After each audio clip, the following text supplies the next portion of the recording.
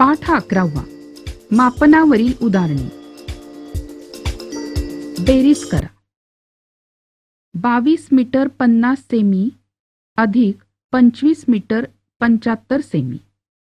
पहिल्यांदा मीटर आणि सेमीचे खंड करू. सेमीची बेरीज करू. 0 अधिक 5 5, 5 अधिक 7 12, 125 सेमी बरोबर 1 मीटर 25 सेमी. म्हणून सेमीच्या खणात लिहिले 25, 1 हातचा मीटरच्या खणात. मीटरची बेरीज करू.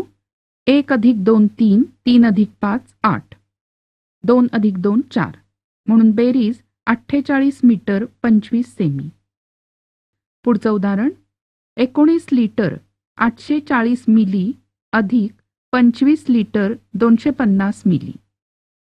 पहिल्यांदा मिलीची बेरीज. 0 अधिक 0 0, 4 अधिक 5 9, 8 अधिक 2 बरोबर 10. 1090 मिली बरोबर 1 लिटर 90 मिली.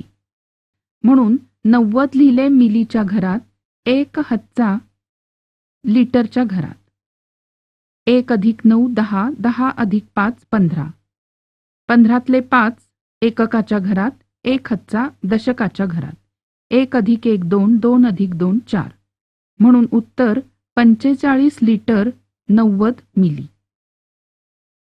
यानंतर वजाबाकी करा. 35 किलोग्रॅम 150 ग्रॅम वजा 26 किलोग्रॅम 470 ग्रॅम.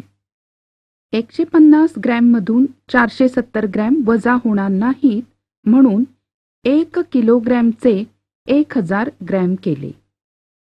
1000 ग्रॅम अधिक 150 ग्रॅम बरोबर 1150 ग्रॅम. 1150 ग्रॅम वजा 470 ग्रॅम बरोबर 680. आता 34 किलोग्रॅम वजा 26 किलोग्रॅम बरोबर 8 किलोग्रॅम. म्हणून वजाबाकी 8 किलोग्रॅम 680 ग्रॅम. पुढचं उदाहरण. एका माणसाचा चालण्याचा वेग ताशी 4 किलोमीटर आहे, तर 3 किलोमीटर अंतर चालण्यास त्याला किती वेळ लागेल?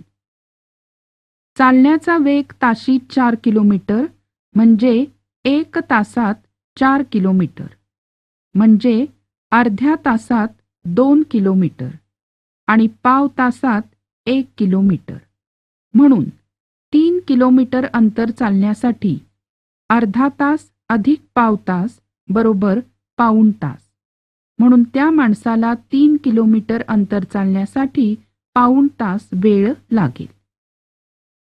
20 ग्रॅम लवंगांची एक पिशवी, याप्रमाणे 1 किलोग्रॅम 240 ग्रॅम वजनाच्या लवंगांच्या किती पिशव्या तयार होतील? एकूण लवंगांचे वजन 1 किलोग्रॅम 240 ग्रॅम बरोबर 1240 ग्रॅम.